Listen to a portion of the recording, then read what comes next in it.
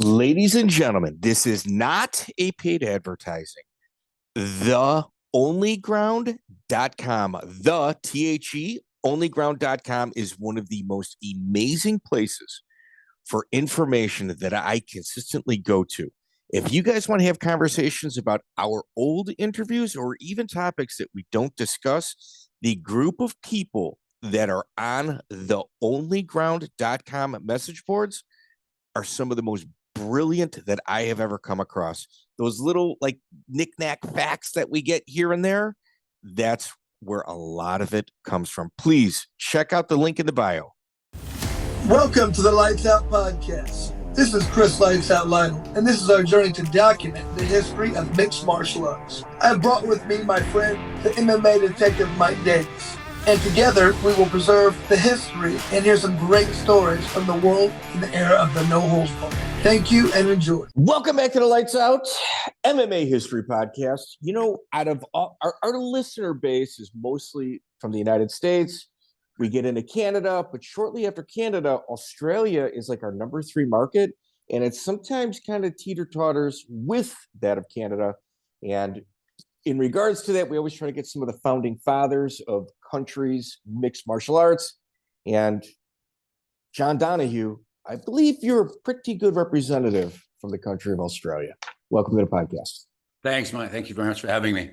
So 9 a.m. on Tuesday, we're recording this in Chicago, 4:30 p.m. on Monday. So quite a bit of a time difference between the two of us. So let's start from the beginning. Your roots, obviously, I can trace them back to the United States. What is their prior? Like what kind of garners your interest in regards to mixed martial arts and a sport that obviously we both love? Yeah, I guess my start came from, I started, I don't know, 14 or 15 at an old boxing gym. I used to catch a train home from school and then found an old boxing gym. I was motivated, I think a lot of people at that stage by Rocky movies and all that sort of stuff. I'd go in the backyard and I'd do stupid shit, you know, punching wood, walls, bags, whatever I could find. I did that when I was about 14, 15, guy in a suburb here, old school guy. I remember the first time he got me in, wrapped my hands and just told me to work on a heavy bag and took the wraps off. My knuckles were bleeding and he just said, take it home, stick it in hot salt water, which obviously felt pretty good at the time. And then would go back there and learn how to box. And then later on, got into some kickboxing stuff with some guys who used to bounce in, be bouncers in bars and pubs and stuff here. And then I started working in the same industry. Back then, it was obviously quite different. There were a few rules and regulations, and it was a very good grounding for me because I was quite young at that stage, and I was working with a lot of guys who were older and more experienced. Really good, like ex-pro boxers, good street fighters, things like that. So that gave me some rudimentary knowledge in all of that. And then I had a good friend at the time, Les Clark, and we would muck around with rudimentary chokeholds and different things. And we were pretty terrible compared to what I sort of learned later on, but we'd use the bars and pubs to kind of experiment as well. So to interject, you're a VHS guy. Yeah, very much. Good. Yeah, that's very much. One of the boxes you got to check to be old school. You're a VHS guy. All good. Okay. Yeah. That's remember good. The VHS, remember the Beta. Yeah, remember all that stuff. Yeah. So you did your instructionals through there, tried it out at the bar. Yeah, exactly. Yeah. Good. So that was a good grounding. And then I was kind of restless and I don't know, I was young. I wanted to explore the world and see what's out there. And I'd actually got Bill Wallace out for seminars as my first sort of foray into international stuff. I remember reading an old Black Belt magazine, maybe, and I think Bill had an ad in that for seminars or whatever it was. So I think I was maybe 18 or 19 at the time, and I called the number from Australia, and back then it was the old, you know, rotary dial. Yeah. And anyway, a lady answered, and I said, I was just inquiring about, you know, seminars with Bill Wallace. And she said, hang on a second. And then guy jumps on the phone and it's actually Bill Wallace, and I'm speaking to Bill Wallace. Okay, so I was looking at seminars, and long story short, yeah, brought him out, did a whole seminar tour of Australia and spent a lot of time with him, and ended up sparring him quite a few times. And then when I wanted to travel, he really helped me when I went to the States. Got me a place to stay. He would pick me up every day and we'd go train at the Jet Center. Oh, wow. Yeah, this is pre-earthquake, before the original Jet Center in Van Nuys was kind of demolished with the earthquake. Mhm. So I was pretty lucky. You used to get the crap beaten out of me by Bill Wallace, and trained with Benny, Blinky Rodriguez, Pete Cunningham, got a little scar under here from Pete. Yeah, so it was a really good grounding, and he's the one who sort of got me onto Gene LeBell and the Legend of Gene. Okay. So like when you look at your path, so it's Bill Wallace, because I mean the obvious low-hanging fruit question is you're in MMA, you're in a Jiu Jitsu, chokehold submissions, you choose the United States rather than Brazil.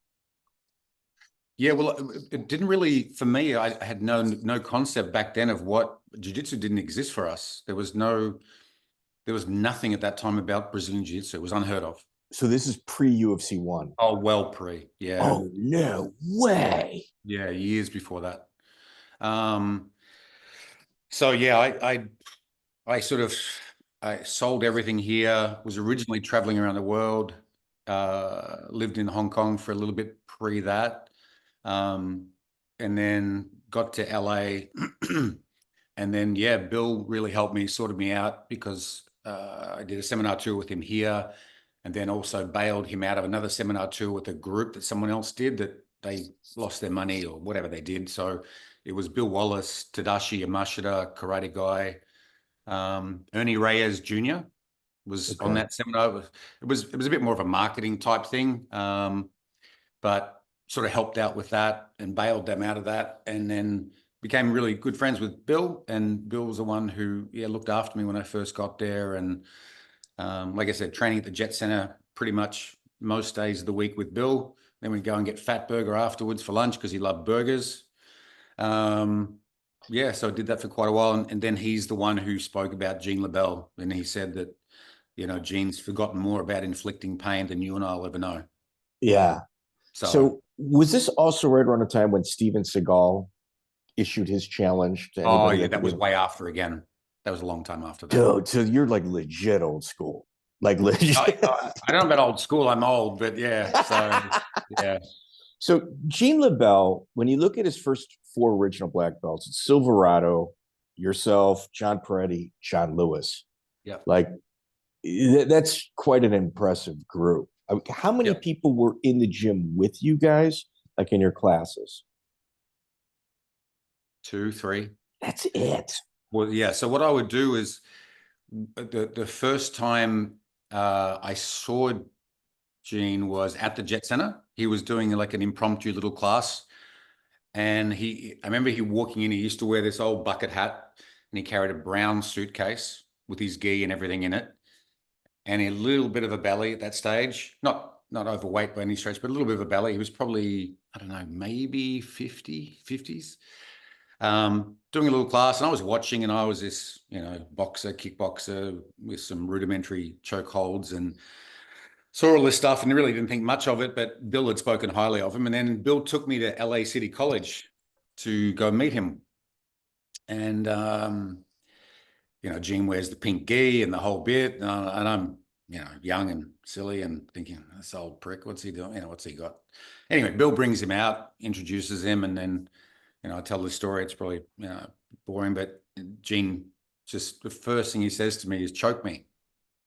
And what? He said, choke me. Choke me. So, all right. So I'm looking at him, and he's an older guy, and I'm thinking, well, I'm pretty young and fit. So I put my hands around his neck and I sort of start squeezing, and he said, well, start squeezing. You squeeze like a girl. He called me a girl or a pussy. I can't remember which one. I'm like, you old freaking. So I started squeezing, and I'm digging my thumbs right in that soft spot there, and as hard as I could. And he's just looking at me and saying, yeah, you got a pretty good grip. I thought, I got to learn some of this shit. So I started doing judo with him at LA City College. And I remember he put me in with a brown belt first.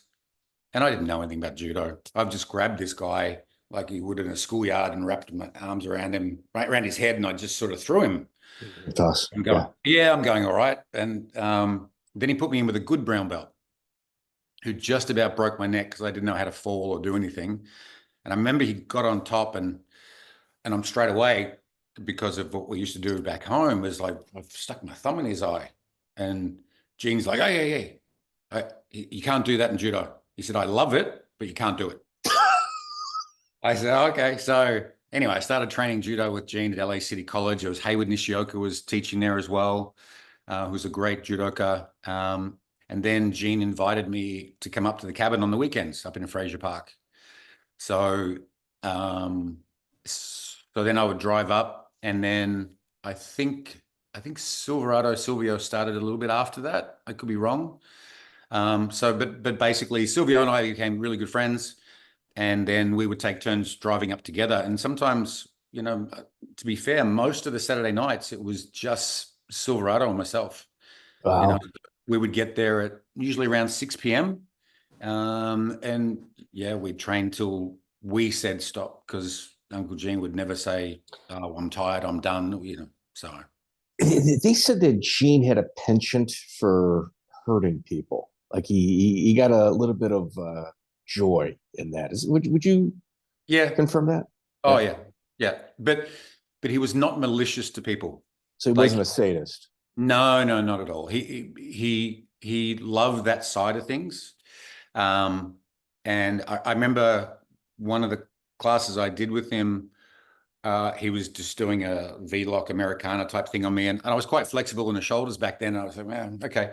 And it kept going. And then I heard these like three or four pops in my elbow. And he let it go. And he said, you okay? And I said, yeah, I feel fine. It feels a bit sore, but it's all right. And I remember I was flying to Vegas the next day just for a trip with a buddy.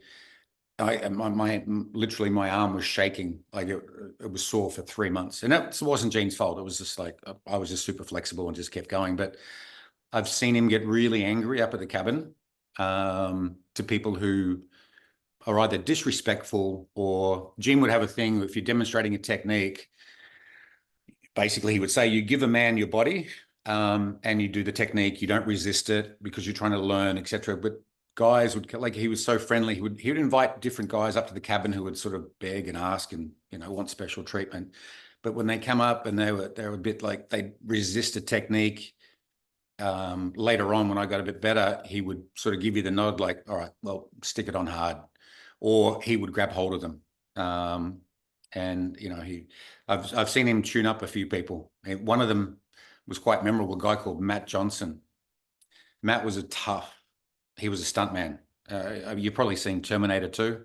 Of course. Yeah. The one memorable scene for Matt was he was driving the big truck outside the shopping mall when the Terminator was chasing the kid, and there's a scene where the guy jumps up and pulls this guy out of the truck and drops him onto the concrete. That was Matt Johnson. And Matt had actually got into a fight or beaten up Arnold Schwarzenegger's stunt double, I think, who was friends with the stunt director. So they made Matt do that over and over again onto the concrete. And Matt was a tough guy. He broke his arm motorbike riding up at Gene's once, and compound fracture, the bone was sticking out of the forearm, and he's just looked at it and he's just like, fuck, what am I going to do now? It was just like, but Gene would lie there for 5 minutes when you rolled with him, and he would let you do whatever you wanted. 5 minutes. You get your 5 minutes. And then once the 5 minutes was up, it was his turn. So Matt jumped in. Well, I remember one time Matt jumped in and was just going after him. Gene's lip was bleeding. I think maybe his nose was bleeding, and he's looking over at the clock, and he looked at us sitting on the side of the mat and just said, well, it's going to be a long night for somebody. And anyway, he's flipped it over on Matt after the 5 minutes. And Matt was, I don't think Matt was religious, but he was praying to Jesus, God, Mum, everybody he could, because, yeah. And I remember I think he was interviewed on one of the late night talk shows back then. I'm not sure which one, I can't remember, Letterman, or it's one of them. And they asked him, you do all these crazy stunts. Are you scared of anything? He said, I'm scared of two things, my mum and Gene LeBell. That's cool. Yeah. So it was a really good time. I mean, I was very lucky, to be able to sort of have that progression with these guys who are absolute legends. and be able to spend hours and hours. And, you know, Gene obviously became like family. So on our side, like Yep. we're obviously not in the gym. On our side, like when Brazilian Jiu Jitsu was demonstrated at UFC 1, 2, and 3, Yep. like our minds are blown. Yep. To where you are like, oh, I know what that is. I see Yep. where this is going. So Yep. it was like there was other branches of submission type martial arts in the United States that people were just completely oblivious to. And it's shocking that it took UFC 1 for it to actually catch on. Would you agree with that? Yeah, of course. Yeah. I mean, we were doing heel hooks and ankles, legs, hip locks, neck cranks. I mean, all of Gene stuff for years before the UFC was even an idea, I guess, with Horian and all of that. And, you know, and back when I was training, I remember leg locks or ankle locks were looked at by the Brazilians as being just dirty. Garbage. Yeah, I remember John Yeah. Machado competed in the Pan Ams, and he went for a straight ankle lock. The whole crowd started booing. Yeah. Yeah, right. And Yeah. And Gene was always like, "Well, why would I bother passing your guard when I can break your leg?" There was no game to it for Gene. It was not like a point system. Jiu-Jitsu is obviously very points oriented, and a lot of times I can't even stand watching it anymore because it sort of went the way in some ways. And that's not saying there's not great grapplers. There are amazing jiu-jitsu guys out there. But for me, when it was more just a straight points, and not all these advantages, and it became like judo. You know, judo was a nippon and so on, and then it became a quarter point, almost a quarter point. It just became like, really? It got away from self-defense. Yeah, it got away from self-defense and became so sport-oriented. And I hated guys sort of pulling guard. Like even at my gym now, we always joke around, if someone pulls guard, everyone gets stuck into them because it's like, dude, what are you going to do that in the street? So play from top, be aggressive, try to win from top. You know, so you don't really lose the essence of it being a martial art as such and a fighting art. So I just think a lot of things become commercial and then becomes more sport. And I understand it, but you know, I prefer the old way of, you know. So right. All right, you're watching UFC 1. Yep. Are you yelling at the TV, or are you enthralled by it like I was at the time? I'm trying to remember. I think UFC 1, I might have been watching at Higan Machado's place. It was all quite exciting because it was new and it was a different format and et cetera, et cetera. And, you know, there was different thoughts around Royce and his ability and how good he was, and that whole thing with Rickson and Royce and Rickson going to Japan and Horian and the fallout of the brothers. And I think I enjoyed it from the fact of it's like you said, it was so unknown to the general populace that, all right, now people are seeing what grappling is all about, and how effective it can be. And I think I might have been a bit excited watching it on TV, and a bit I wouldn't have been yelling. That's really not sort of me, but I would have been enthralled just, I guess, seeing the different martial arts and so on. But I was listening to your podcast with John Perretti, and you know what he was talking about, and trying to find fighters who are legitimate. And I get the marketing side of it, but you know, you get the guy who's a sumo, but he's not a sumo. You get this guy, a ninja, who's Anyway, it was more cartoonish. It was more character based than it was substance based. And I understand it from a marketing perspective, because for the average punter out there, they're going to see that and just be blown away. And fair enough, I get it, and it's done so much for jiu-jitsu, martial arts in general, and it's really blown up the MMA scene. So I understood that, but I was probably a little bit naive back then, just thinking, oh yeah, well, let me cut this. John, you're really being nice. I think you were interested, but not real impressed to where we were really impressed. It was because you guys knew the trick, like you guys knew the game, you know, before anybody else. Perretti.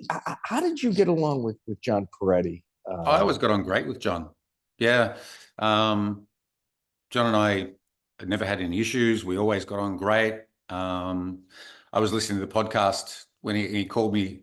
He said, "Oh, that I got sycophantic to jiu-jitsu. And I thought, well, that's probably a bit unfair because I was never sycophantic to jiu-jitsu. I enjoyed grappling. I enjoyed training. I never stopped training with Gene, and Gene was my original coach. So it's when I started at the Machados, I started doing some of Gene's stuff, and it was kind of frowned upon. And nothing was really said, I don't think, at the time, but I really had to stop doing his stuff because I knew I wasn't going to progress in their eyes or grading belts. Okay. If I wasn't doing their straight curriculum. Yeah. Yes. Do you know what I mean? Yeah. So well, here, you went Machados, and then you got John Lewis went with Pederneiras. So it was just more adding tools to the arsenal at that point. Well, yeah, because I was in a situation with Gene where he said to me, he wanted to train me up for judo nationals, and I just wanted to train more. But at that time, he was still very busy doing the stunt work, so he couldn't spend the time with me. And then the very first time I met the Machados was a couple of them came up to Gene's cabin because obviously they'd heard about Gene, and he invited them up. So that was my first. That's the thing about the Machados. I don't mean to interrupt, but No. They were open to training with other people and going there, to where there's certain people within the industry who are just like, no, you can come here and maybe I'll learn your stuff, maybe not. But first you're going to go against my students. The Machados really seem to kind of embrace more than what it is that they were privy to. Yeah, I think in the early days they really did. I mean, there was a lot of guys that came to train there from different places, and they would go out, they would train with a wrestler, or they'd go compete in sambo tournaments or judo tournaments and really expand that knowledge. So that was my first foray into what Brazilian Jiu-Jitsu was I'm pretty sure it was Hegan and Carlos that came up. Wow. So I first met them then. Legends. And then Gene said to me, he said, look, I'm so busy with stunts. I can't work with you more. I can do Monday nights at LA City College judo, Saturday nights at the cabin, but that's it. And that really wasn't enough for me. And he understood that. And he said, you should go train with the Brazilians, because he said, like, he wasn't very overly impressed with Brazilian Jiu-Jitsu. And I don't mean that. He never said anything demeaning about it ever. But for someone like him, when he's talking about, the guard, as they call it, and, he said, well, back years ago, I think it was Ed the Strangler Lewis, it was called foot and leg control. And, it had been around for a long time, triangles and all that sort of stuff. And I remember seeing the original old Kosen judo videos with the original Kimura, the old black and white ones as far as I know, they were released from Japan. And I think Horian tried to stop them getting released, because you watch these videos and it's like training Brazilian Jiu-Jitsu. You look at it and you think, oh, that's just Brazilian Jiu-Jitsu. But it was the original Kosen judo, black and white, all in Japanese, Kimuras demonstrating techniques well before, Jiu-Jitsu was heard of in the US. So Mark Schultz, Olympic wrestler, obviously. Yeah. He said that, if you really wanted to learn Jiu-Jitsu before like UFC 1, he said if you looked at the wrestling rule book, you went to illegal moves, there's drawings of Jiu-Jitsu in the back of the book.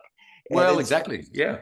Well, didn't Dave Schultz, because he basically would do almost a Kimura. Yeah. Wrestling, and it got banned. Mark broke like somebody's arm in the 1984 Olympics with the Kimura. Yeah. Yeah. So, and Gene would always talk about he had books of ancient Egypt hieroglyphics where they're doing Kimura type moves and all these different things. It's true. So, yeah. So I guess I was probably a little bit against the fact that the way the Gracies, or at least the Horian side of it, marketed as the next coming of Christ. It doesn't exist anywhere other than us. Right. Well, exactly. You know what I mean? So as time went on, people their eyes are open to a lot of stuff. And my eyes are open obviously a little bit earlier because I was lucky enough to work with Gene. But was there Paulson in the room with you at that point?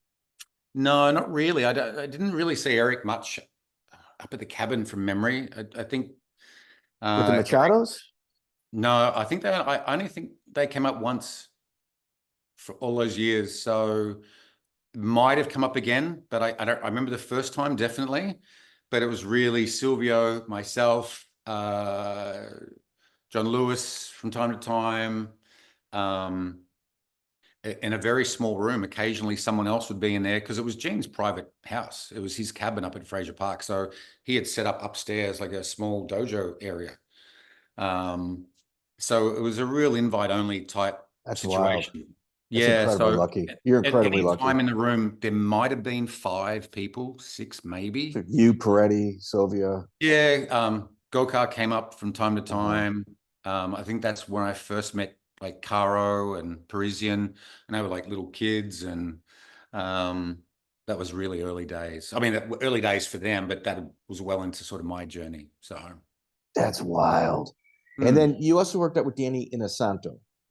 Yeah, so I started teaching at the Inosanto Academy, and then I would teach Dan privates at his place as well. So Eric Paulson, who, I mean, he's one of my favorites. When we asked him, because he was doing privates with Hickson and Hoyce, like 5-6 years before UFC even existed. Yeah. And we asked him, most influential teacher you've had in your entire life. He's like, oh, Danny Inosanto, no question. Yeah. Well, he was so close to Dan, or he is so close to Dan. And Dan for me is, he's one of the kindest, loveliest people you could ever meet. And I think a lot of the true martial artists, when you scratch the surface, are really like that. Dan was not angry at all. I remember sitting on the boxing ring there at times during class, after class, and just having chats about Bruce Lee and the old days and Gene. And Dan's kind of he was like a bit of an epitome, like Gene was, of what I think anyway, a true martial artist is. They would look at all different styles and they would take things in, and they would always be on a quest to learn and help and better other people. And, you know, Dan and his wife, Paula, would help me out. They sort of sponsored me with airfares to Brazil to compete. And oh, wow. Yeah, they were just lovely people, just really lovely people. And Gene was the same way. I mean, every time I got off the phone to Gene, it was always, can I do anything? The last line he would say before goodbye was, can I do anything for you? Every conversation. Like, he was just such a kind, caring person. Once you got through, and so many people over the years tried to screw him over, his brother, and so many people that he knew took him to the cleaners, his kids. I mean, it was just, they took advantage of a man who was just so kind and generous. And it was, and even other people that are close with him. And, you know, like when I left, he said, because when I moved back to Australia, I was looking, you know, I was very close with Rico Chiaperelli as well. And another guy, a wrestler from Penn State, John Hanrahan. We were looking at, they wanted to start their own gym with me. So we were going to have a gym. And Gene said to me at the time, he said, if you stayed in LA, he said, I'd be at your gym every night.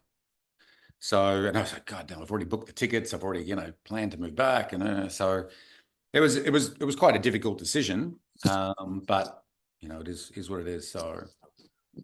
Okay. You opened the door to Rico Chiapparelli. You were one of the people with the original Raw team. Am I correct? Yep. Okay. So were you at the Mars event? I think it was you in the corner of Tom Erickson. Tom Erickson fought Murillo Bustamante. Jesus, I don't think I was. It was in Alabama. So shortly after that, maybe I was. Alabama. I was in Alabama. Yeah. Is that the event Oleg fought on? Oleg fought Henzo. Yeah, maybe I was. I was in Alabama one time. Is that what was Frank Shamrock was there? I don't know if Frank was there, but I know fighting. Oleg, no, Coleman, Randleman were there. They were definitely there, but Oleg claims to have been drugged that day by the promoter. Ooh, I don't know. I remember Oleg drinking a bottle of vodka pre-fight. Just that old school Russian, you know. So because Oleg, he was tough. Just for the nerves, yeah. Yeah, just tough. Yeah, you know. Is that the one Gokar fought him? No, Gokar fought that Maeda guy. No, that farce. But at the Raw event, so Rico Chiapparelli is cornering Tom Erickson. Yep. and against Morello Bustamante. And, you know, at the time, people were calling it kind of maybe a lackluster fight, but like you saw a guy with 3 weeks of jiu-jitsu training, Tom Erickson or defense, doing high-end math equations in the Brazilian corner, defeating one move after another for a good 10 minutes. Like it's absolutely brilliant. Yeah. And Chiapparelli got thrown out of the Gracie system shortly after. Well, see, I don't even know if he got thrown out of any system at all. I mean, like I was really close with Rico, or I am really close with Rico. We would train probably, I don't know, 4 times a week. And he was a brown belt, right? He was a brown belt, correct? He's never told me he's got a belt. Okay. So I don't know about that. Rico said to me that he trained with Henzo in New York and helped Henzo with some wrestling stuff and played around with stuff. Came to LA, had an interesting experience because Henzo told him, when you go out there, you should train my cousin Hickson. Okay, because Rico would train with everybody. Of course. And had an interesting story about training with Hickson. Not sure if I should say it or you should get Rico on to dude, I've tried. I've sent him 15 messages, dude. Yeah, I've tried. He's not coming on. Yeah. Go ahead. Please at least give us a little eye into. Well, like the way I heard it was, I think he eventually came down to the gym. Hickson might have been finishing teaching a class and it was stand-up apparently, I think, and Rico was watching it and just like, obviously, as being a world-class wrestler, you'd watch jiu-jitsu guys do takedowns and think, really? Awful. Yeah. Yeah. But he didn't care. Rico's like, I don't care. You know. So I think Hickson put everyone out of the gym, told Rico to come back, and they rolled. And the way Rico sort of, spoke about it to me was they'd roll around and when Rico first rolled with people, he kind of same. He would let them kind of move and do what they do because he wanted to see how they moved, and he was also very keen on learning and playing with techniques. And because in my opinion, as a grappler, Rico is probably, well, not probably, the most gifted grappler I've ever rolled with. Okay. You're not the first person to say that. Yeah. Like I've heard that from dozens of people. Yeah. So go ahead. So he said, they roll around, and he said Hickson would, get to a mount position, and it was a friendly, it wasn't like a super competitive roll, but get to a mount position and look down at him and sort of do this, like he was going to punch him. And Rico's looking, and then he wouldn't do it, but then I don't know whether he was trying to show that he could punch him at the time. And he did that a couple of times, Rico said. And then eventually Rico's like, all right, so he's reversed it. He's got onto a mount and did the same to him. And Hickson sort of gave this shocked look and anyway, so the roll was good and it was a pleasant exchange and they got on well. And Hickson said, come down and roll again. And Rico said, I'd love to. Rico left, was walking home or walking back to wherever he was going. And then I think Hickson was driving by, picked him up, gave him a lift, and it was all completely, it was all fine and whatever else. But I don't think he was wanted. Not sure that Hickson actually wanted him to come back. So kind of the MO though. That's Hickson's MO. Which is a shame, So because I faced some of that with the Machados. I mean, I faced that after John Jacques fought Trigg. Put you right in the middle. Yeah. And at that stage, I was training with Rico and those guys, but I'd never trained with Frank Trigg. And after John Jacques lost to Trigg, because Rico had actually invited John Jacques, he said, if you want to come and train with us, with me and the guys, before the fight, I'm happy to, no problem. He didn't care. That's awesome. That's awesome. Because all Rico wanted, kind of like John Perretti, he just wanted a good fight. So he was happy to help. And I think that was turned down. And then I copped a bunch of crap after that because why are you training with the wrestlers? Bro.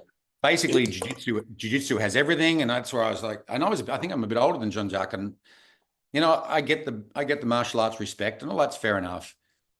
But at the end of the day, I'm still an adult, and I'm not just going to sit there and take the Brazilian stuff. And I said, well, I'm looking at his scar, and I said, well, obviously jiu-jitsu doesn't have everything. So, and not too long after, which was quite funny, when I was training with Rico, or training at this high school, Hegan wanted to come. So Hegan started training with us a little bit, which was fine. But then I remember one day John Jark showed up. And Dude, these are legends, dude. Oh, and I go, and on he was both like, sides, on the you know, wrestler side and the jiu-jitsu side. yeah. But I was pretty pissed off at that time because John Jark had given me a hard time about training with the wrestlers. Yet now he's here Now training he's with the here. wrestlers. So I said to him, I said, you're a hypocrite. Oh, Well, it's honest. You give me a bunch of grief for training with wrestlers, but you're here today, which I didn't care about. But just be upfront and honest. It's like if you want to get, because I was always asked, why are you training with the wrestlers? I said, because my takedowns suck. I want to get better. So that's why I trained with them. But I loved wrestling. I loved jiu-jitsu. I loved Gene stuff. So I was never sycophantic for jiu-jitsu. It's the only place I could really train, but I was training with Rico 3-4 times a week. So John Perretti has entered the chat. I was wondering if you're going to drop this on me. So that brings us to our next group. So Yep. John Donehue. All right. So Extreme Fighting 1 takes place. Yep. Goker is the referee. Yep. John Perretti's words, he didn't perform that well, and they bring you in as referee for Extreme Fighting 2. Yep. Okay. What was that conversation like? With John? With Perretti and the understanding of what you were going to do at this time, because the only referee really available was Big John McCarthy. Yeah. I don't really remember the conversation, but like I said, I always got on great with John, and he always calls a spade and said, Goko was shit and I want you to do it. And, so I said, oh, okay. I haven't really done it before, but I'll have a crack. And then, so the rest is history. Wow. Extreme Fighting 2 is in Canada. Yeah. You get there. Okay. This is the event, the famous event that everybody gets arrested at. Yeah. And when did you realize there was some pushback from the government in regards to what you guys were doing? Oh, well before the event. I think the Prime Minister of Canada was on TV saying this event is not going to happen. So it was massive news in Canada.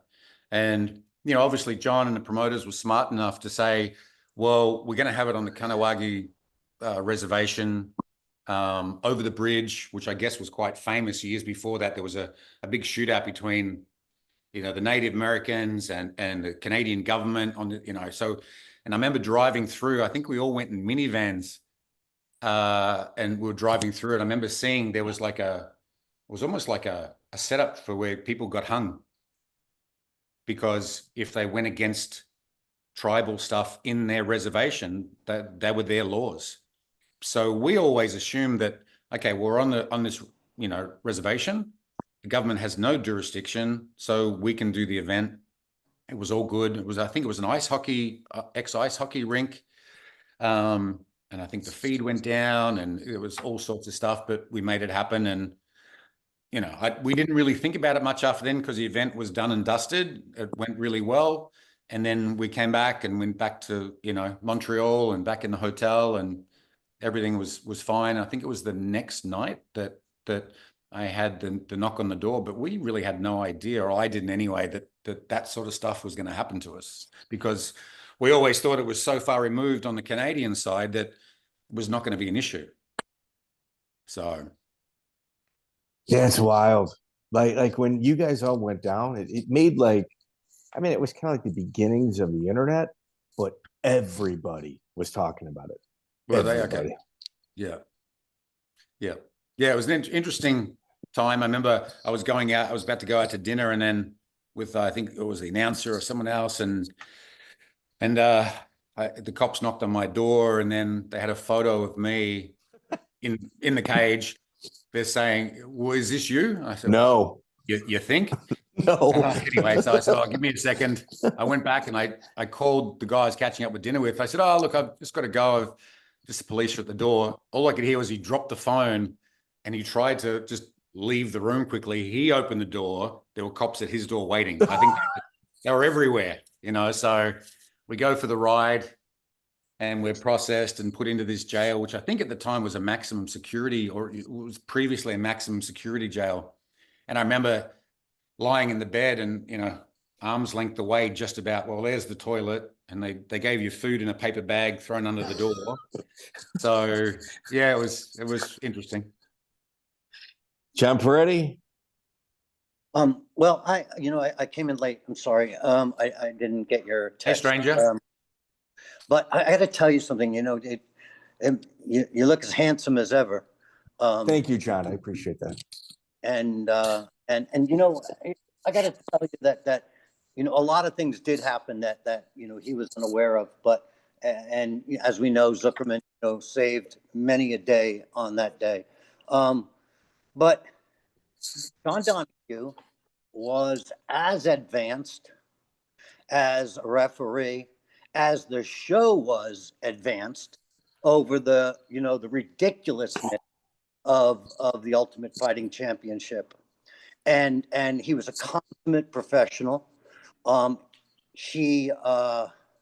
Obviously he was a black belt from Gene LeBell before I was a black belt from Gene LeBell. And he was just phenomenal, and his presence was incredible, and his professionalism was incredible, and he just commanded so much attention out there, and I just I've always wanted to say it. I've said it before. Let me, John Donehue, hold up. So John Perretti, all right. I have been on a track to watch the first 60 UFCs in a row while taking notes. I'm at 15 or 16 right now.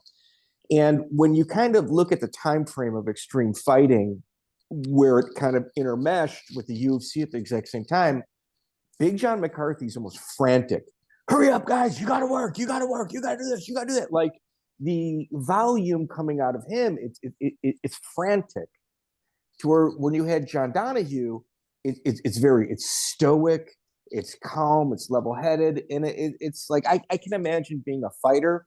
Listening to a bullhorn, it might kind of make me anxious or kind of maybe, I don't know, maybe kind of come out of character. But then when you've got a referee that's very stoic and calm and direct, it kind of makes you feel safe. That's kind of how I would There's compare another the two. aspect to it that I think is really important.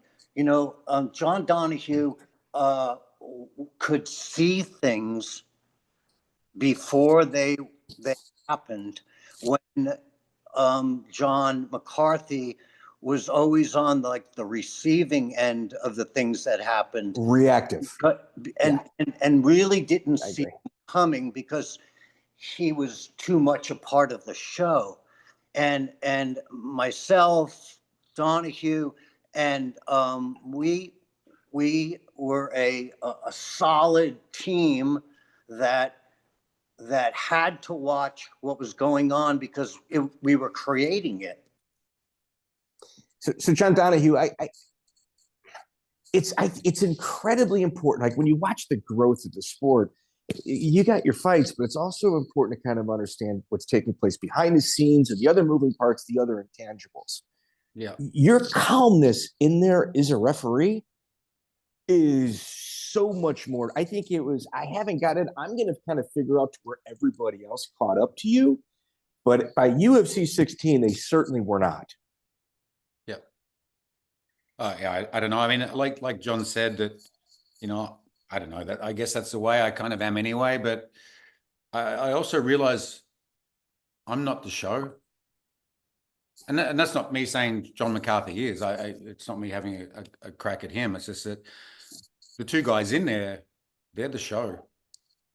I'm part of that machine that's behind it with John and everyone else that, I guess tries to make the show work the best way possible and let the guys showcase their abilities and hopefully have a good fight, and hopefully, like John said, hopefully see things a little bit before they happen, and so things run well. And I think sometimes they try to make so many things part of the show, but they lose the aspect of what John was trying to create, of these two great martial artists, and try to make great matchups.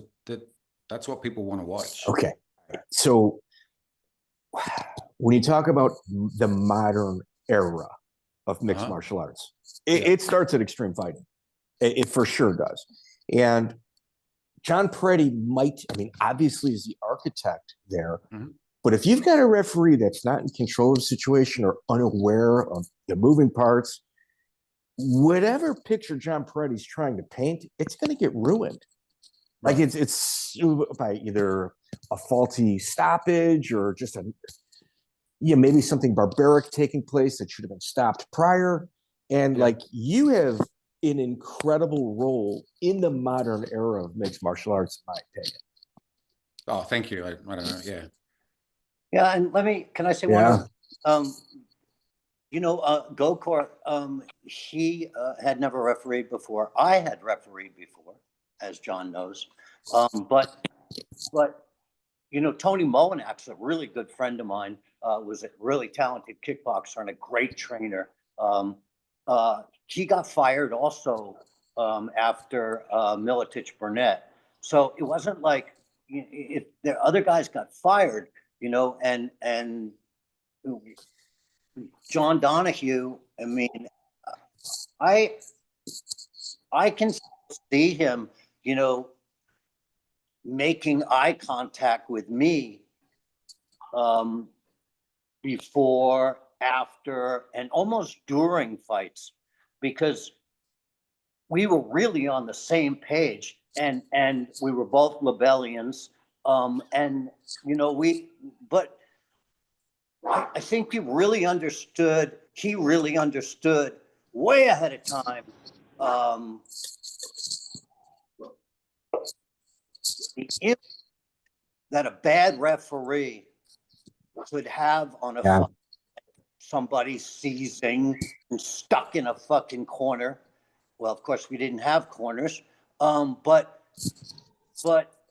and not knowing that was going on, and nothing happened on his watch like that.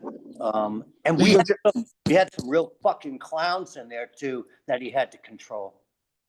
Yeah, and we know this is about John Donehue, but to counter you, John Perretti, as well, is like the calmness and the stoicism. It kind of like let everybody know, no, dude, this is a little crazy. It's new. Everything's going to be okay here. Let's let these men do what it is that they're going to do, and then safely. And at the end of the day, we're all going to shake hands afterward. Everyone's going to go home safe. And I don't think I don't know what UFC that finally comes around, but also in the UFC this time, there's a lot of backstabbing and positioning, especially in that referee position. Like there's a lot of people that were very qualified to do that job that did a fight or two and they never came back again. And it was politics, backstage politics. John, did you get any blowback from being a referee? None that I can remember. I mean, you talk about politics maybe with the UFC and stuff, and that's where I said John and I always got on incredibly well. We're on the same page. I think we're black and white with what we say, so it's just a lot easier rather than just talking in grays or things we're not really sure of. So yeah, but yeah, no, I remember at some stage too, there was some, I don't know, you probably remember this more than me, John. There was like, let's try and set up a fight between the two refs, which is, I don't know. Yeah, well, a lot of that stuff, ran past my mind, and it was, there was all kinds of things that we were trying to do, but I really think that the thing that he's citing most is that there was a real control of the ring, which there was, and also physically, you were able to do things in there and command attention. And again, there were some clowns in there, and people, trying to do things around our rules, which were fully instated, as you know. We were just so on the cutting edge, just so very close to actually becoming something. And I will tell you that you know, I went on record to try to get John Donehue to be a referee for the UFC. I remember that. I remember that. Oh, I wonder what happened there. That's no bullshit. I wonder what happened there. That's no bullshit. Yeah. And John Perretti, what type of pushback were you getting? Well, you know, the UFC was all about pushback for John Perretti. You know, I mean, it's like, I mean, James Wormy said it best. But you got to understand, you know, if you're going to bring all the talent with you in your pockets, right, to the UFC and all the weight classes, and then, you know, we got the gloves became, you know, over there also. You really want to bring the whole ball of wax, and that means John Donehue. Yeah. Oh yeah. Well, there's a level of trust there. I mean, there's, like you said, there's a level of understanding and trust. And if you're going to build something, and you know, at this stage in the game, you guys are feeding the public. The public is voracious, except like they just don't know what meal they're going to get. And it's like you guys are setting the stage. It's got to be perfect. And, you know, John, like some of the matches that you were involved with, so people can kind of understand what was taking place. Maurice Smith versus Conan. You saw a Brazilian. I mean, not the first time, obviously, but you saw a Brazilian getting beat, you know, at the heavyweight. Matt Hume, Eric Paulson, Igor Zinoviev versus John Lober. Dude, you had Kenny Mundy, Kevin Jackson get wins. Paulson versus Paul Jones. Matt Hume versus Pat Miletich. Like, those are insane fights and names, especially at this stage in the game. Yeah, it wasn't like, you know, Ferrozo versus Abbott in there. No, I'm serious. You know, I enjoy that fight, but go ahead. It was well, that's nice. You see the difference. Oh yeah. In caliber, and just because two guys run across the ring and do this, you need a referee who's positioned to understand. You could also, there's something about people, referees do this thing, right? In boxing also. They act like they're refereeing and looking at shit. But John Donehue was himself walking around looking at stuff a little closer, backing up, and he's not posturing and becoming the show. No. He's not trying to look like an unrepresented referee. He was just absolutely flawless. I agree. John, I just listened to John Donehue. I listened to a group of fighters that you saw firsthand. Yeah. Would you mind commenting just on that lineup that I just read? Yeah. I mean, like you said, it was a new thing for me. And then, you know, obviously John did an amazing job with these matchups because they were all just, you know, just incredible caliber of fighters. And even though it was in somewhat of the embryonic stages of MMA, to have those sort of names in a cage together with that sort of matchup that isn't, like you were saying earlier, that's not farcical, you know, was pretty special. I mean, it's pretty special for me, obviously. And I'm glad I sort of came across that way because, you know, it was my first foray into anything like that. And so obviously I was a bit like, I hope this goes well because it could, you know, I might be the next go-kart getting fired off show number 2. So, so I'm obviously very grateful that John put his trust in me to try and do my best. So, yeah, I remember the Paulson fight. I remember the cut. I remember seeing the bone here and oof. And you know, he was obviously not hurt because it wasn't, you know, but it was like, I think John said on an early podcast, it just couldn't continue the way the cut was done. And I've looked at it and I've sort of opened it and I remember seeing the skull there and this is, you know, and obviously the doctor came in, gave his opinion and the Maurice Smith Conan thing was very interesting. And I remember at the time, I think there was some talk about, you know, maybe I stopped it too early, but Obviously I was in there and I didn't want to see Conan get killed. So, because he was done. And, anyone who's been on the receiving end of Maurice Smith head kick Oh, would Jesus. agree with me. So, Yeah. and I think that's where, jiu-jitsu sort of really lagged behind at that stage, because Conan's a big guy, but for me, he kind of played a small man jiu-jitsu game. Like, he was a big, strong, dominant sort of guy, but, he tried to play that stand-up game, and then his jiu-jitsu was quite, it's obviously a good jiu-jitsu guy, but I think a lot of times those guys back then played a lot of small man game rather than hard pressure top, for me anyway. So, but, and I don't think a lot of them back then were at a point where they were studious enough. Like Maurice Smith is a very studious, intelligent fighter, very experienced, does his homework, is a consummate professional. Whereas I think a lot of times back then, because the Brazilians thought that this is the next, like they've reinvented the wheel or whatever it was, they didn't do enough homework on their own pitfalls. Okay, so John Donehue, obviously you're in there. Mm-hmm. If you watch that Maurice Smith fight with Conan, mm-hmm. you got Carlson Gracie telling him to keep it on its feet. Yeah. Like, I know. I'm a huge Carlson Gracie fan, but yeah.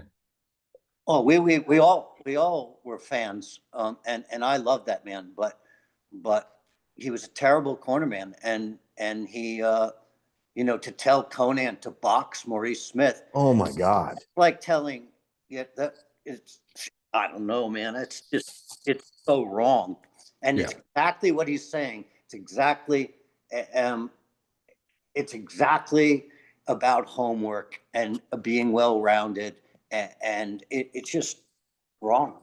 Well, it's like, if you're a wrestler and you're going up against a boxer or a stand-up guy, you never lead punch. Even today, you counter punch and go for a takedown. And it's like, no, lead punch against Maurice Smith. Whoa. Yeah, no. It's similar to, like, remember Gene being really upset with Ronda's coach. Yeah, when she fought, it was Holly Holm. Yes. And Ronda's obvious strength is judo. That's how she won all the fights. And then the coaches basically, and Gene was pretty pissed off and upset.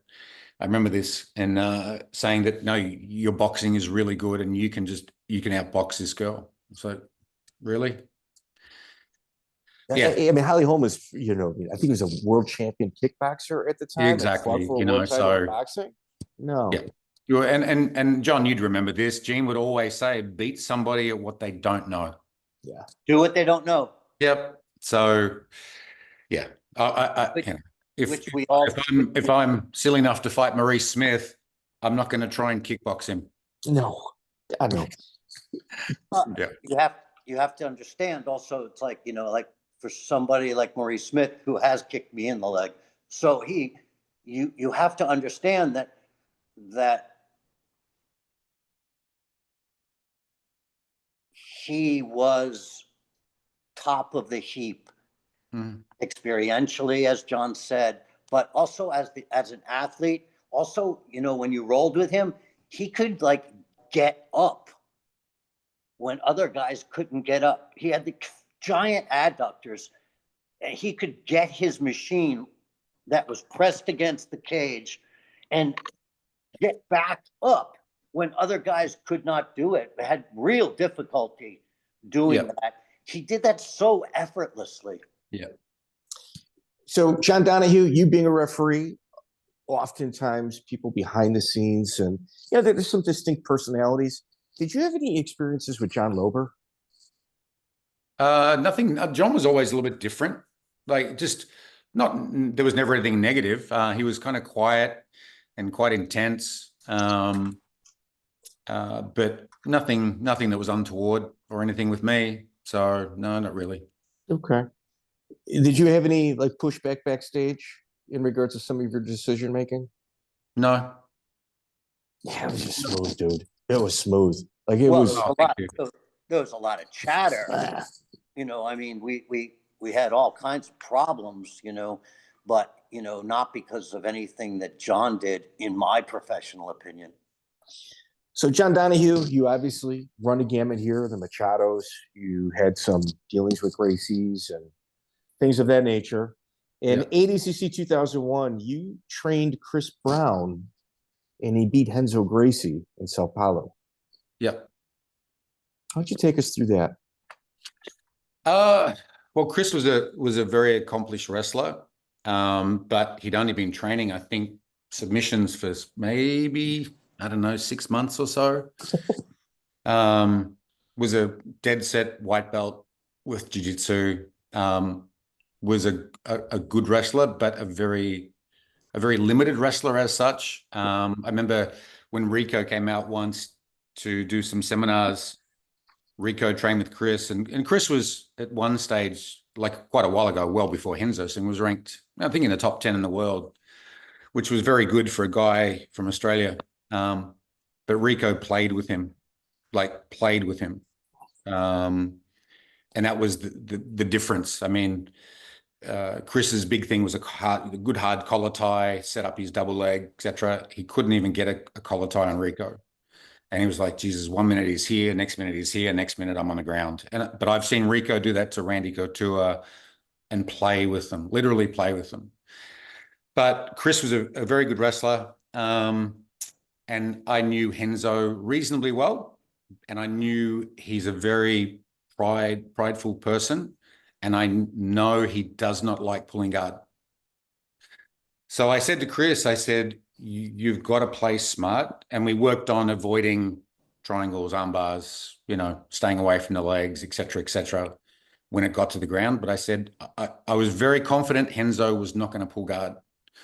So I said the points. I said to him, hey, milk it. Sometimes in ADCC, it's not always the most accomplished grappler that wins these matches. It's oftentimes the smartest. Yeah, score and nullify. Yeah, they play the system really well, as in a lot of events, like where there's no punching involved. So we basically played out the time, got to the points period. He went for a single to a double, turned it into that, and then basically kind of stalled the rest of the match out, looking to pass, and was lucky enough to get the win. But Chris didn't get his blue belt for another, I want to say year and a half. That. So because he hated the gi. So I got him into it, and I had him do both, and so that was a really good result for him, obviously. And Renzo, former ADCC world champion prior to this, heavy favorite coming into it. He's one and done. Yeah, huge upset. Huge upset. Yeah, oh my God. And they always give. Typically, ADCC will always feed the lower ranked, let's say Australia, to the big dogs round one. You know what I mean? So that was quite typical. And I think we got Renzo round one. It's like, okay, well, this is our plan, and let's see if we can execute it. And so pre-Hoyler Eddie Bravo, this was the biggest upset in ADCC history. Oh, was it? Okay. I mean, we'll give you another one. Nothing like that. You got a white belt against Renzo, former world champion, round one. You get, the B team, beats the A team. Yeah. So we're pretty obviously pretty happy with that result. So, Australia mixed martial arts, Australian MMA and Jiu Jitsu. When do you move back to Australia? What year? I think 99. Okay, so in 97, John Will, he's the country's first black belt. And then you got Peter DeBean, who's there, makes his black belt in 99. Mm-hmm. You're now an outsider coming into a community that they believe that they have established. Yep. Is there pushback there? Oh, yeah. Yeah. It was really interesting. And the weird thing was, and I always equate it to, I don't know, and this is oftentimes, like I said, I was lucky. I It's got your to live. perception. This is your perception. Go ahead. Yeah, At the time. I was Okay. lucky. So I lived in LA, training from white to black under the Brazilians, training to black under Gene, so, and I look at, that's all they could do at the time. They had businesses here and whatever else. I look at it as more as like a correspondence course. You go to a country for 3-4 weeks a year. The rest of the time you're in another country. So I looked at it, quite differently. But I got back and, obviously John Will was part of the Machados. He would generally train in the Valley School, not the Redondo School where I was. But I remember getting back and he would run what's called the Machado Nationals. So I called him up and I tried to do the right thing. And I sort of said, oh, I'll bring my guys over to compete. No, you can't. I said, well, why not? And so we're both Machado black belts. Well, this is just my tournament. So, okay. So we couldn't compete in the Machado Nationals, even though I was a Machado black belt. And then it was a friend of mine, Cameron Quinn, well-known karate guy, wanted to get me into the martial arts magazine and tell my story a bit, called Blitz Magazine at the time. And it had previously been owned by John Will. Yeah. Which are all sorts of stories about, him taking on challenges at the Machados, and he controlled the Australia kind of mixed massively. martial art media market in the beginning. Massively. For sure. Yeah. And, he did it really well and, promoted himself really well, and good luck to him. But then he sold out of that magazine. And I remember having a meeting with the Blitz magazine editors and, a friend of mine, Cameron, who was very well respected, saying we should do some articles on John, just tell his story for Australia. And, yeah, it's interesting. Yeah. And they basically said, no, we can't do that. I said, well, why? Well, because John used to own the magazine, so we can't do that. Yeah, we left. I know. And got paid. The owner was still good friends with him. So I said, oh, well, I guess journalistic integrity doesn't mean much, does it? So I couldn't get featured in the national magazine.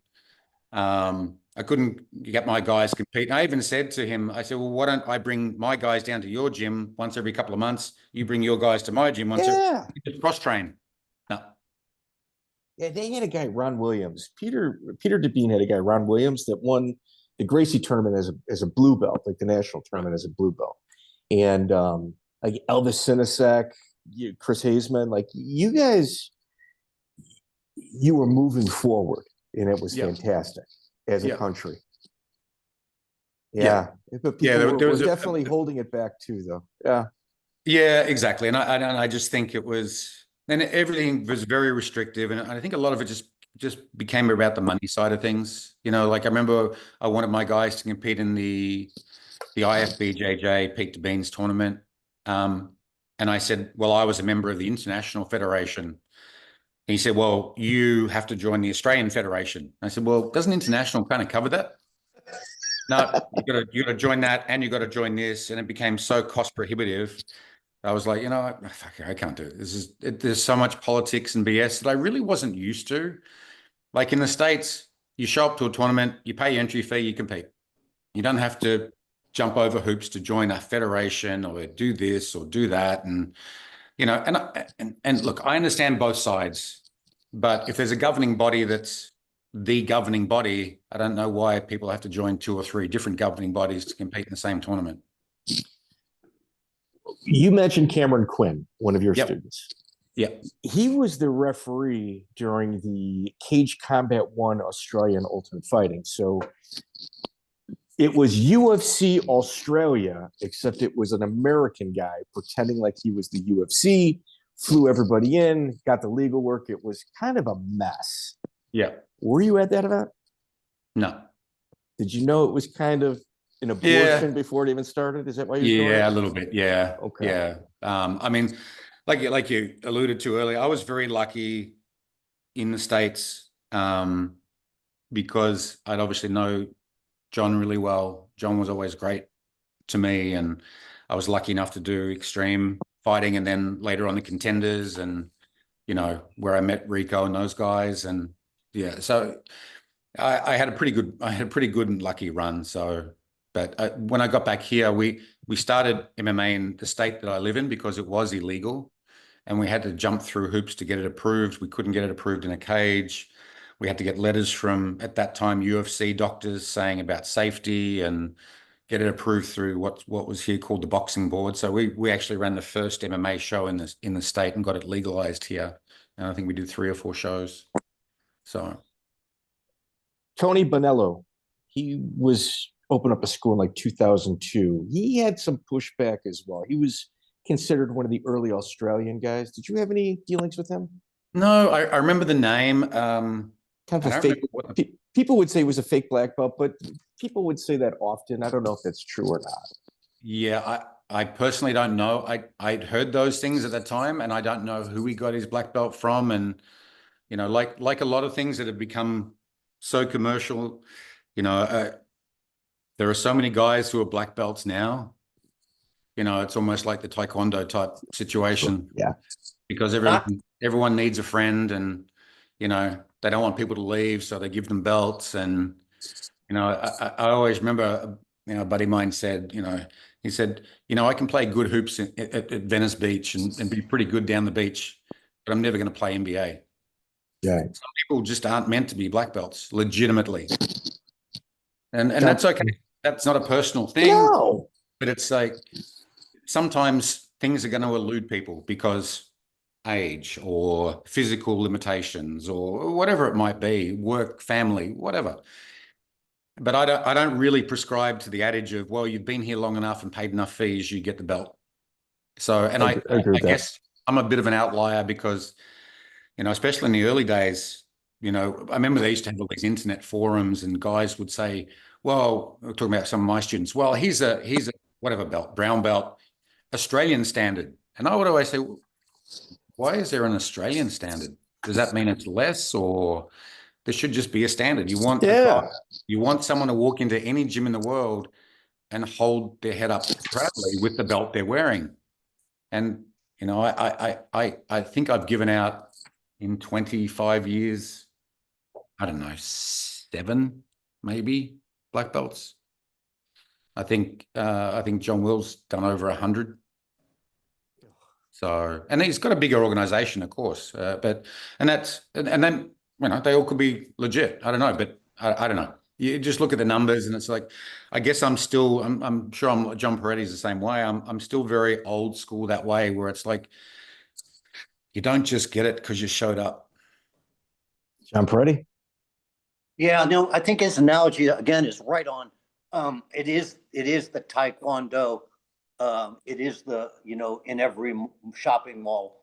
And there's a story in my memoir about a lawyer that I was introduced to, and he represented Korean, super world champions who got them their green cards, and he would photograph them in this room with like over 700 trophies in this room, and he'd photograph in the same trophy room all these guys and get them all their green cards so that they could open up a taekwondo school in every shopping mall in the United States of America. And that is exactly, what John Donehue is talking about, so eloquently.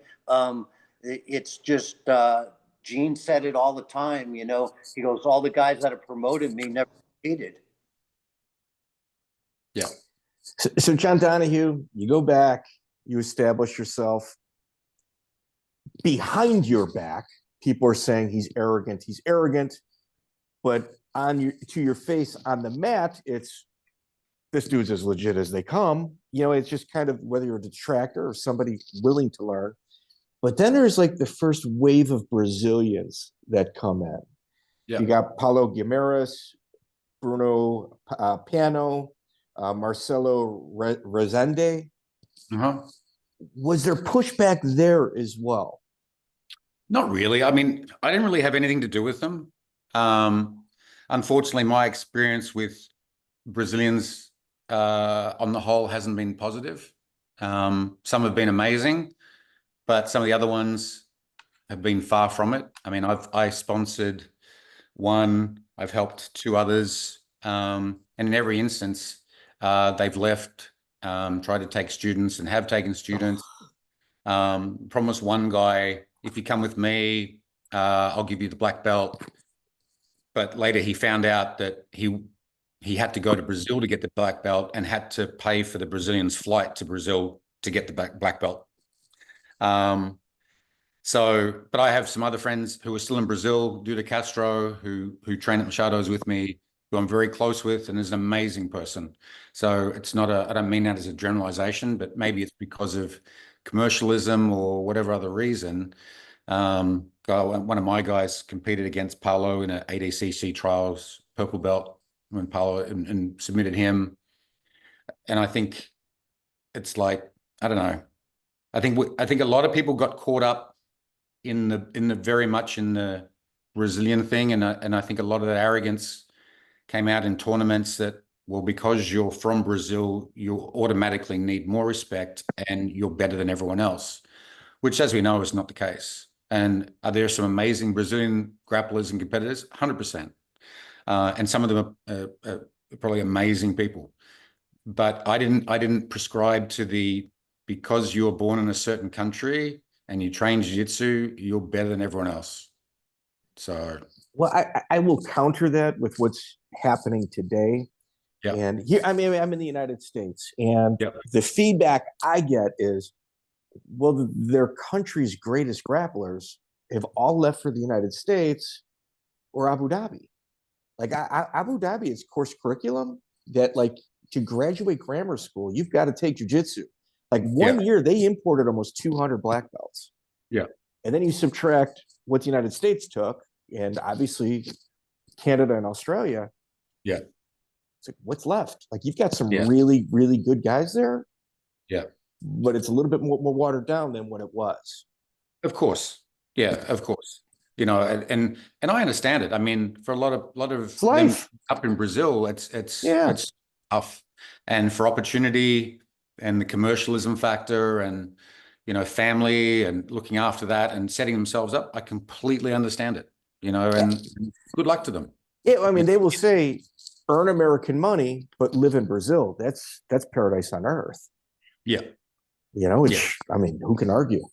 Yeah, exactly. So yeah, who can argue that? Yeah. How would you describe Hector Lombard's stay in Australia? Yeah, Hector trained with me for a little bit. Train with everybody. Yeah. In and out of everybody's gym. Yeah, he was a bit different. I think he had quite a few anger issues and different. It wasn't long, I don't think. You know, and he's a good athlete. You know, I think he wasn't he a Cuban judo guy or something originally? He defected from the Olympics in Australia. Yeah. Yeah. So very well built, strong, nuggety, good athlete. I think his own issues probably held him back quite a bit. And then, like you said, he trained a lot of different places, and you know, there's never really a home, or you know, didn't really have a lot to do with him. So I've been lucky where those sort of guys tend to either they leave or I don't really want to deal with them. So when we interviewed Hector for our podcast, we only concentrated on Australia. Dude, it was like a therapy session. I was like, well, Hector, now you left this gym to that gym. Yeah, it was always kind of like somebody else, you know, and it's kind of the same here in the United States. And yeah. It was even a breaking. He's over there now, is he? Yeah, he's in Miami area. Okay. Yeah. I think he was just in Australia for about a month, but like they even broke into his house and killed his dogs at one point, right before the Cow Noke fight. You know, in a country where there's no guns. Yeah, funniest thing. So, yeah. But you know, a lot of that stuff isn't localized to Brazilians and stuff. I mean, you know, I had a big conversation with Gene's widow, Midge, not too long ago, because I don't know if I think John's somewhat the same. Like I said, you'd always get off the phone to Gene, and it's what can I do for you? And he was such a kind person that people took advantage, and I was always upset at the way sort of Gokar sort of milked that as well. So, you know, because we had lots of affiliates around the world, and it was, you know, Gokar and Gene's system, and it's like, well, you know, he just basically ran off those coattails, and it wasn't his system. It was Gene's, So, and Gene always, he always said to me, he said, let other people say good things about you. Don't say them about yourself. It's true. And, John and he was, he was always that way. And I don't like the way that so many people sort of took advantage of Gene with all of that. Like he would always ask me to come down when I came to the States when I was living back here, come down to go-cars and train. I think I did it once or twice, and I maybe taught a couple of techniques while I was down there and never went back. And he said, "Oh, come down and train." And I said, "No, I'm not going down there. I just don't like what it's about, the way you're treated. I can't, I'll come to your place and see you and hang out. We'll grab some lunch or whatever, but I'm not going down there." So, like the vibe, huh? Well, I just didn't like, the vibe, the arrogance, and the way someone like Gene was being treated, and the way people profited off, his name. And, I would always try to bring his books back for some of my students who wanted his encyclopedia books, and he would always want to give them to me for free. And I'd say no. And I remember the last time before I saw him, a couple of months before he passed away, and he signed a few books for a few of my students.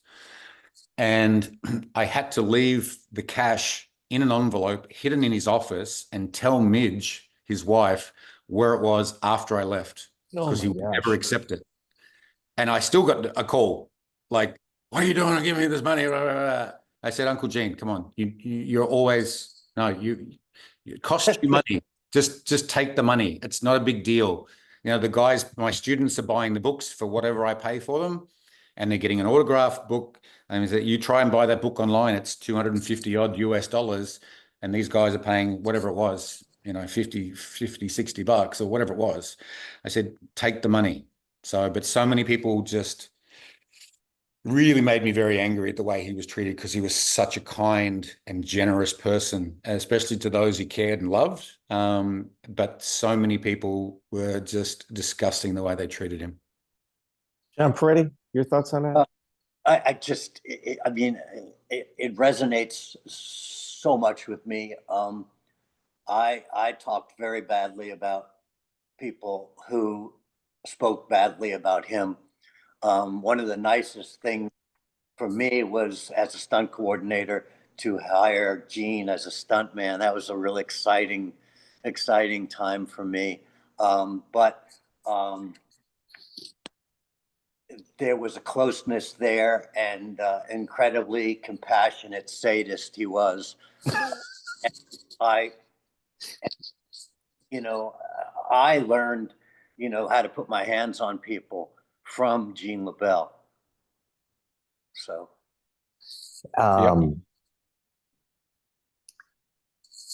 I can tell you, here in the Midwest, there was and not to kind of get off too, we had a very large cocaine dealer here in the Chicagoland area, and he would funnel his money through his show, and he would always bring in the Gokher guys. And I mean, it didn't end up well for the guy. Randy Greenman was his name. You can Google search that. And he would kind of reiterate, "Oh, it's Gokher system. It's by Gene LeBell, but it's Gokher system." So I never met Gene LeBell, but I certainly kind of felt the after effects of people kind of throwing his name around and associating theirs with it. So you had mentioned Randy Couture, and we've had you for about an hour and a half, so I greatly appreciate this. Oh, no, whatever. So Randy Couture, what camps were you involved with him? Oh, I think he'd already fought in his first UFC, maybe. It was pre-Ensign, pre-Vitor, all those ones, I think. So, yeah, so reasonably early days. Okay, so are you talking, was it UFC or is it pre-UFC? No, well, you would know this better than I, because I met Rico at the Contenders. Oh, so gosh. I'm not sure where that fell into, where the UFCs were at that stage, because then I started training with Rico, and then he got me training with his guys with the Raw team for the MMA stuff, to just understand more about the submission side of things and work with those guys. So I'm not sure where that actually, I couldn't really say. So was Matt Yushchenko there? Vlad? Yeah, Vladdy was there. What an amazing dude. There's like movies made about people's lives that Yeah, aren't as incredible as his. yeah, yeah. Vladdy was always good. Vladimir hated to tap. So I remember on you know, the rare occasions that I did get a tap out of him, he would tickle you under the ribs because he hated tapping. And I remember his wrists were like the size of the top part of my forearm. So you grab this wrist and it's like, geez, he was just a big, strong man, but just, yeah, and he just had it. I remember him manhandling at Rico's grappling event. I think it was Jande. Okay. He was just manhandling him. I mean, Vladimir was so incredibly strong. But yeah, he was there. And we would train at a place that a guy had a janitorial business, and he had a couple of cages set up out the back, and we would go there and train. Or we train in Boxing Works, or eventually Rico's gym, and things like that. So yeah. Yeah, you're talking about a guy senior year, Kevin Jackson and Dave Schultz. Senior Yep. year of high school, he's got wins over both of them. Yeah. Yeah, exactly. I mean, I've got video of even Fucking nuts. Fucking nuts. Yeah, pinning Kevin Jackson in, I think, the last year of high school. Oh, Pinning him. I mean, because Rico was just a pinning freak. So, because Dan Gable described Rico as the best mat wrestler he'd ever seen. That's coming from a fair sort of assessment. well, the greatest ever? Yeah. Yeah. To even be in rooms with those guys, like the level of athleticism, it's a different type of human being. Oh, well, guys like Danny Henderson, Randy, all those sort of guys. I mean, Danny was just freaky strong and athletic and tough, and just, I remember working out one time, and there was some other guy, I can't remember who, a Jiu Jitsu guy coming down to just as another body to roll. And he got a little bit injured, or he kept having to take breaks. And I remember Danny just looking at him, and he just said, "Are you fucking in or are you fucking out?" And it was just like that wrestler mentality of just, hey, just stay in there, stay in for the grind, work hard. And that's what they were about. It wasn't, and I always equate this for jiu-jitsu. Jiu-jitsu's, for me, somewhat lazy, because for me, the big thing that separates jiu-jitsu from everything else is the guard. Wrestlers have better takedowns and pins. Oh, Judo yeah. has better throws and pins. Obviously Jits has the submissions, but really predicated by the guard. So, so for me, it's a way more aggressive style of combat. But then if you intermesh the two, then it's pretty special if you can. And I think that's where people struggle, is that transitional stuff between the two. And that's what Rico always said. He wanted to bridge that transitional stage between the wrestling to understanding the submissions and hips and movement and things like that. So that's where I think Rico was well ahead of the game in terms of the way he thought about fighting and martial arts and things like that. I was really surprised that Rico, I'm not going to say didn't do more, because that would be an insult. But like, I was surprised he didn't make a bigger mark when it came to training people. I mean, after the Raw team kind of disbanded, I thought this guy was going to be kicking out world champion grappler after world champion grappler. You've really got to know Rico. He doesn't care about his name in lights, or if you want to train, great. If you don't, great. I don't care. I mean, he was one of the most secure people I've ever met. Wow. He was like a male model, like a world-class male model. Oh yeah. He got accepted into Harvard University for scholastic ability and said, no, I want to wrestle. So he went to Iowa. He was very intelligent, unbelievably gifted as a grappler, really good person, but talk straight. I remember training, and there would be college coaches flying in for one day to come and train with him. I remember once, to ask him a question about one of their wrestlers who was struggling with a technique. And I remember they'd say he really struggles on a single, whatever it was, a single, whatever it was. And Rico would just say, well, he just needs to do this. And the coach would just, Really? Oh, he was unbelievable. Unbelievable. I had heard, and it was in our Chris Leben interview. Dan, he describes Dan Henderson as one of the greatest competitors when the cage door closed. Yep. But in the practice room, doesn't get a lot of W's. Yeah, I mean, Dan was always tough, but I would see him get submitted and stuff like that. But yeah, once that cage door closed, he was a different beast. Hey, yeah, look at that room Literally. too. Look at the What's room that? too. Look at the room. The room he's Oh, in, of too. course, yeah. But yeah, when you're in a room and you got Dan and sometimes Matt Couture. Lindland, and Rico and Randy and Tom, and it's like Trigg. it's like And Mike Van Arsdale as well. Mike Van Arsdale, yeah, incredible athlete. Mac It's- Danzig. Were you there during Yes. Mac Danzig? Yeah, no, Matt. Yep. Wow. Yeah. So yeah, it was a pretty special place to be at that time in those really early stages, because everyone was also trying to find their own feet. I don't think it's become so professional now and so cerebral and studied and things like that, that back then it was, well, Rico had Raw, obviously Real American Wrestling, but it was quite raw. People were just trying to figure stuff out at that stage of what worked, what didn't, and that's where Rico was, like we talked about Conan before. Rico was always trying to figure out what works, what doesn't, under situational pressure, technically, just the way he trained, the way, and it was that wrestling mentality. I remember I was training with Randy and Rico once at that high school I spoke about, and I did a rib cartilage in the session.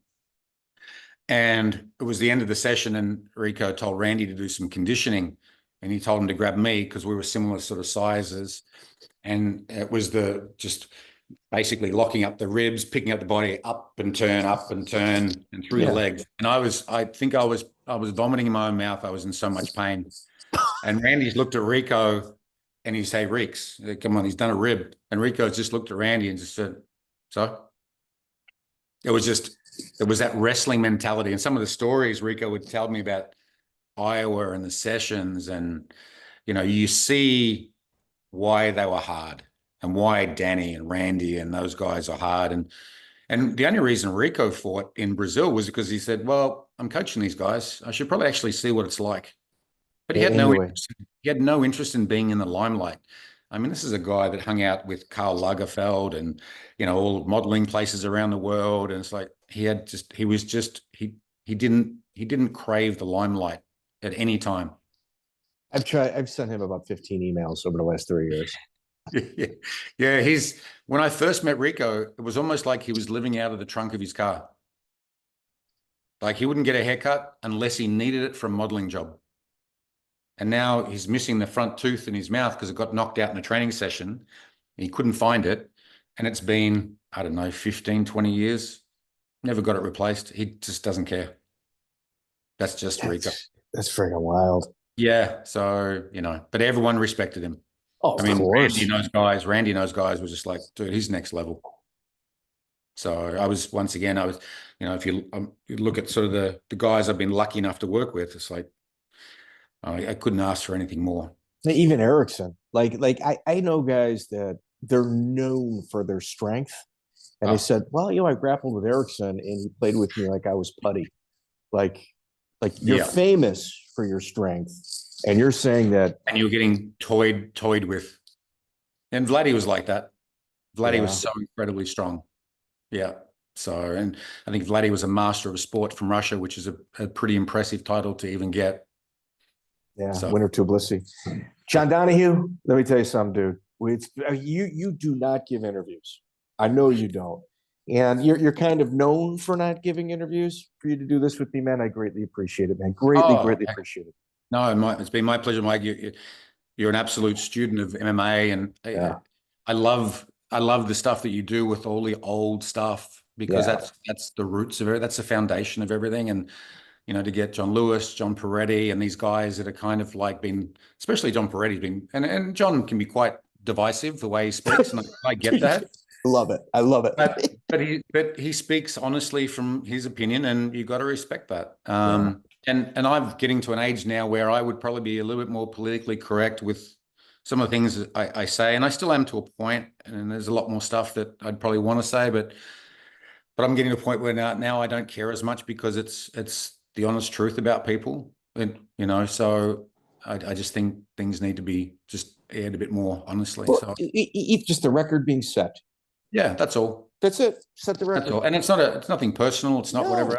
This is my experience and what I experienced, and they might have a different slant on things, and that's fine too. Yeah, So, absolutely. But I want to thank you for your time and doing what you do. And You're a class an act. absolute pleasure. You're an absolute class act, and I sincerely appreciate it. One day, I'm going to get a picture with you. I know I am. I for sure am going to make it. I don't think you really want that in your wall. Yes, I do. Thank you, sir. I appreciate it. Thank you, Mike. Take Take care. Bye-bye. Bye-bye. Check out the full interview on iTunes, Spotify, and all major podcast platforms.